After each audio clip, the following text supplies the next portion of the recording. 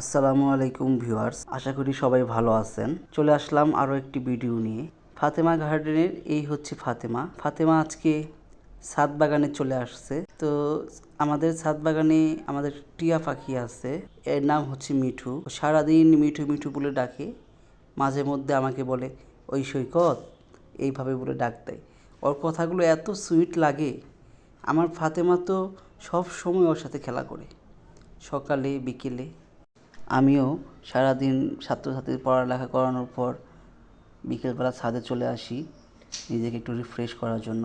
ছাদে এসে মিঠুর সাথে সময় দিই, আমার ছাদের গাছপালাকে একটু সময় দিই।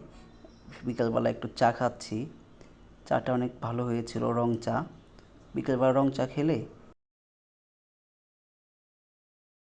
মাইন্ডও একটু ভালো হয়।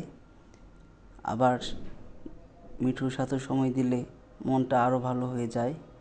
আমার ছাদ বাগানে অনেক গাছপালার সাথে সময় দিতে খুবই ভালো লাগে।